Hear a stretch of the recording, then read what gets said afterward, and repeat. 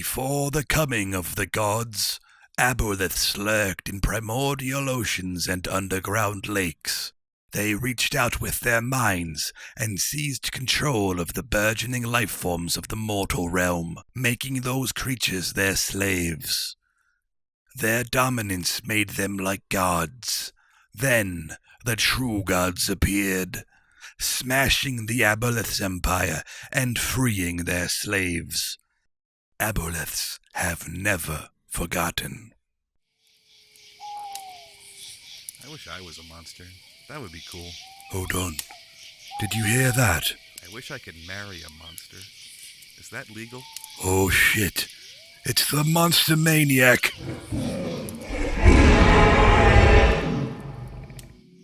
What's up, guys? I'm Yogzula, the Monster Maniac, and today we're talking about aboleths.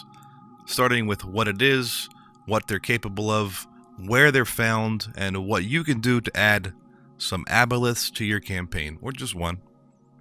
Just one is fine. Aboleths are thought to be responsible for creation itself. By some. They precede the gods that everyone knows now. They're brilliant creatures. They have memories that are literally eternal. They can't die as long as the elemental plane of water exists. The downfall of the aboleth is it doesn't have a strong body. While it has a powerful mind, when the big CR25 gods roll up with their big meaty biceps and their rippling six-packs, the aboleths don't really stand a chance. They get cast out of their thrones, and then they are sent to dwell in the darkest depths, where they attempt to build some sort of kingdom for themselves, but it's not good enough. The aboleths aren't happy. They hold a grudge against the gods from this point until forever, until they can execute some kind of plan to regain power. What kind of powers do aboleths possess themselves that might make them capable of doing these things? Let's take a look at the aboleth stat block. Let's see what they got going on. The first ability that an aboleth has is the Mucus Cloud. While underwater, it is surrounded by mucus that, if it's attacked or if something comes in contact with the mucus surrounding it, they have to make a con save or they become diseased for up to 4 hours, and the diseased creature can only breathe underwater. That's the effect. Doesn't sound too threatening by itself, but when you finish off the aboleth or you retreat from it and you get back to the surface, I think it could be very likely that they wouldn't even think to get back in the water. They wouldn't understand that what's happening here is that they no longer can breathe outside of the water for a few hours.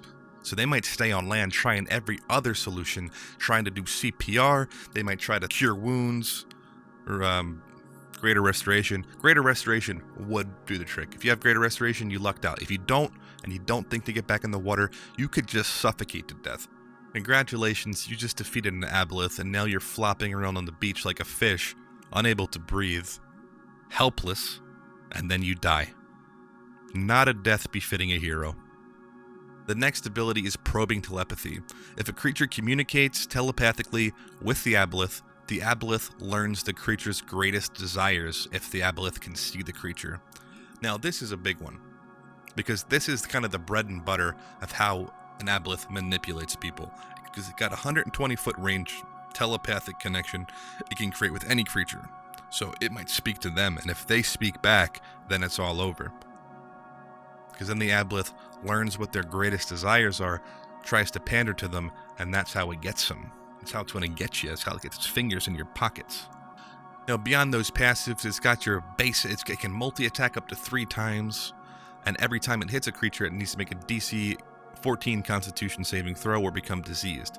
Now, this disease is a little bit different from the previous disease, in that this disease, after 1 minute, will begin to turn the target's skin translucent and slimy. The creature can't regain hit points unless it is underwater, and the disease can only be removed by heal or other disease-curing spells of 6th level or higher. When a diseased creature gets out of the water, they'll begin taking damage. Their skin's crackling, it's crumbling, they're bleeding, doesn't feel good. The aboleth is trying to turn you into an aquatic mind slave that will live in its palace with it for the rest of time. And that's in using the next ability we're going to talk about, Enslave, the most powerful ability the aboleth has, and this is the tool that it's going to use to defeat the gods.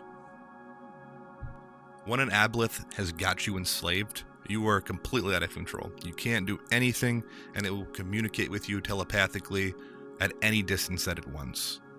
The only way to free yourself from Enslave is to repeat the wisdom saving throw every 24 hours if you're not within 1 mile of the aboleth. So you're probably within 1 mile of it. The aboleth knows how to enslave people. It's not going to let you get too far away because it understands its own ability. The other way to repeat the save is if you take damage, which, again, the aboleth is not going to harm you on purpose unless you get lucky. Maybe you stub your toe on a seashell. Maybe a crab bites you on the foot. Probably not, but hey, maybe it happens. You wake up, you snap out of it. Holy shit, you're still inside the aboleth's lair by your damn self. You're not getting away. That's it.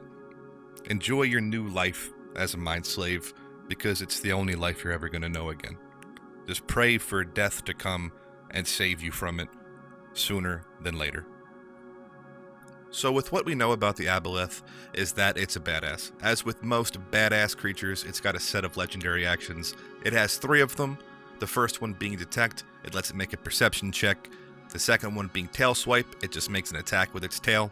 Simple stuff. The third one is cool. It's called psychic drain, and it costs 2 actions instead of just 1.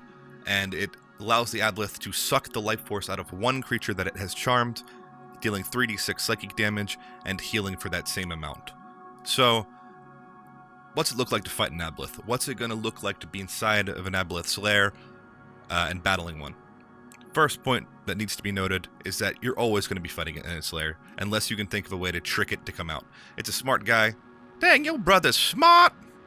I think that's how the song... Well, that's off. Okay, let's not do that.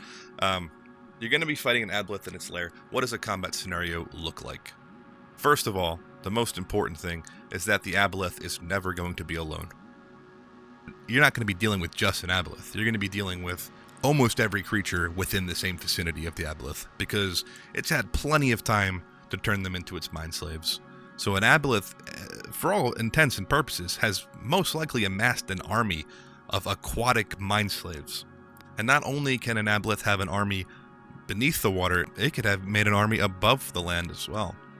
Now, the final thing you need to know in terms of the mechanics of the aboleth is its lair actions. This is the first creature we're covering that has lair actions, so I'll try to give you an idea of how they work. Now, it's described mechanically as on initiative count 20, the aboleth takes a lair action to cause one of 3 effects. And what that means is that basically give lair action its own initiative and make it a 20. So it rolls a 20 automatically on its initiative for lair action, which it takes separately from all of its other actions. Which reminds me, I didn't mention how legendary actions work. A creature usually has a set of 3. Not every creature has them, only strong creatures, it will be noted if they have them and what they're capable of doing. They have 3 of them, typically, and they can use them after each player's turn. The 3 charges recharge at the beginning of the legendary creature's turn. So that's how legendary actions work. This is how lair actions work. We've covered that in the aboleth video. We're not doing it again. Remember that. Moving on. So now let's talk about the 3 lair effects that it's able to use. The first lair action plays into the aboleth's ability to fuck somebody's mind, and that's in being able to use phantasmal force on any number of creatures within 60 feet of it that it can see.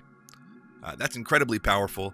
Not only is Phantasmal Force strong for its ability to create illusions and to mess with people's minds in very creative ways with these illusions, but it also means that as far as the player action economy is concerned, the only way for them to see past the illusion if they fail their save is to do an investigation check against the illusion.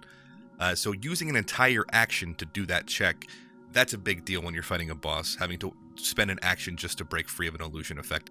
The second lair action that the aboleth has is the ability to make water surge forth and attempt to drag creatures down inside of it and knock them prone. This requires a strength save from the target. If they fail, that's when they get pulled 20 feet and knocked prone. The reason this ability is so strong is obvious in that it's what the aboleth is going to do to actually pull you into the water to get you into its lair and to trap you in the depths where it wants you for the rest of eternity.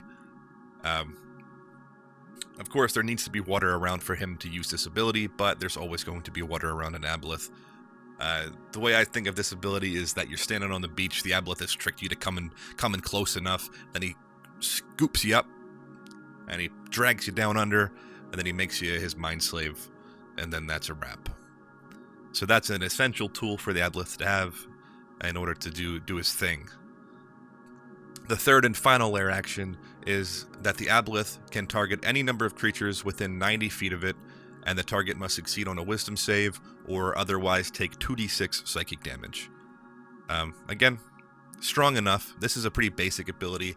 It's one of the boss mechanic that lets them damage everybody in a large area, so it's not easy to outrange them. It's not easy to kite them. It's not easy to have the barbarian tank it for you, especially because it's doing psychic damage. See you later, bear totem. Nobody cares about you. It's going to be a hard fight for everybody involved, and that's what a boss fight's supposed to be. So that's all the lair actions that we have. What does an actual combat encounter with an Aboleth look like, and what purpose does an Aboleth have in the world? What kind of things surround them? What kind of plot hooks can we have in our campaign to draw the players into some kind of interaction with an Aboleth? Firstly, an encounter, let's make this simple, because this is simple. We can do this quick. To fight with an Aboleth is going to be in its lair unless the players are very, very, very clever and trick it out of its lair. That's going to be hard, probably impossible. An Aboleth has really no reason to ever leave its lair. So if you have a player that thinks of a way to get the Aboleth out of its lair, let me know. I want to hear about it, because I can't conceive a possible reason why it would ever do that. So we're going to be fighting inside the Aboleth's lair.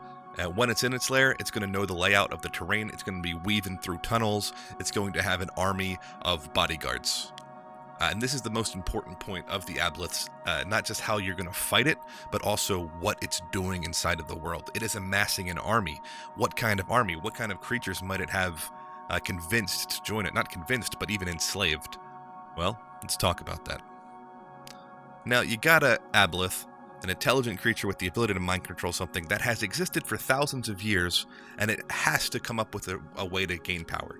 It's going to think about a kraken. It's going to think about a dragon turtle. It's going to want to enslave those things. Given enough time, I think it will succeed in that. I think it will eventually get a kraken and a dragon turtle. Maybe multiple dragon turtles. Kraken, usually just one of those, but there could be more krakens. Depends on the world that you have. But that's what we got. It could have a CR23 kraken, maybe more. CR17 dragon turtles. That's nuts. But that's not as crazy as it gets. There's something particularly interesting in the interaction between an Aboleth and a certain other kind of creature that an Aboleth would absolutely have access to, and it's even noted in the monster manual under this other creature's flavor text that they often worship Aboleths. Does anybody know what it is? Can you guess what it is? No? Okay, I'll tell you. It's the Kuo-toa. The Kuo-toa are a race of fish-like humanoids that are not smart. They're very naive, and they're often insane as shit. These guys are crazy as hell, but they have one amazing ability. It's got one asset that if a creature with the ability to manipulate them encountered and was aware of, it could create a literal god. It could create anything that it wanted. The Kuo-toa have the ability, and well, I can't wait to talk about the Kuo-toa when that video comes, but to touch on it now because this is important in conjunction with the Aboleth, the Kuo-toa are able to create actual gods, actual creatures of magnificent strength just because they've imagined it. If enough of them believe in a particular god, the idea of a god, and they worship that idea, that god will come into existence. Because of this, Kuo-toa are perhaps the most powerful creatures in all of the D&D universe, for the simple ability of being able to create actual gods with no limit to their power depending on how they're imagined. An Aboleth, with the ability to mind control the Kuo-toa, to manipulate them, can implant these ideas of a god into their heads that is of immense power, is stronger than all of the other gods, a god that works for the Aboleth, that will then come into existence because the Kuo-toa believe in it and they worship it, and then there you go. That's it. An Aboleth has absolute power as long as they can find a Kuo-toa tribe, maybe something greater than that. So as long as an Aboleth can find a tribe of Kuo-toans to manipulate, the power that they can access through that is immense. It's infinite. And that's what I think would probably happen given thousands of years of an aboleth existing. I think that's incredibly interesting. It's one of the most interesting interactions between any two creatures in the whole D&D multiverse. The logistics of the aboleth being able to do this, how the Koatoa are able to actually manifest these ideas, their worship, into creating a god, what kind of side effects might exist because it's being created through the Koatoan minds, who are often insane as hell. It might not come out exactly as the aboleth has hoped. Even though the aboleth can project some kind of control on the Koatoans, it's possible that the god that they create is going to be a little bit different because the Koatoans are fucking insane. But that's an awesome thing to think about. So I think the aboleth would absolutely do that. That's probably the end goal for the aboleth if it can find a tribe of Koatoans, if they exist within your world. If not, it can still get the dragon turtle, it can still get the kraken, it can still get sea hags, it can get marids, meros, mermaids, it can get all that kind of stuff. So it's got access to a lot of monsters that it can have join its ranks.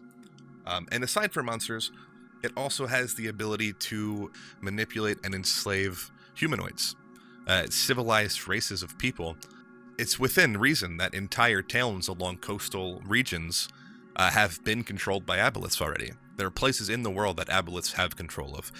There are pirates, sailors, merchants, people that would have a reason to be on the sea that have ventured too close to an aboleth's lair before, and the aboleth has sucked them into its depths, it has manipulated them, it has enslaved them, and now these people worship the aboleth, they work for the aboleth. And through those means, it now has a group of people in service to it. So as far as encounters in your world might go, you're not going to find the aboleth right away. You're not going to randomly come across an aboleth. You're going to come across a town that has people that worship the aboleth. It might be the entire town. It might be just a fraction of the town. It might be the ramblings of one madman in the town trying to trick more people to become controlled by the aboleth. This might be the start of the aboleth taking a new town. Granted, it might already have a few towns under its belt. Maybe it's getting a new one. So you come across one of those towns, and you've got a very interesting interaction where the adventurers then become the next targets of the aboleth. Because they're typically more powerful, the aboleth is going to take immediate interest in them. It's going to want to enslave them or manipulate them in some way to further its cause.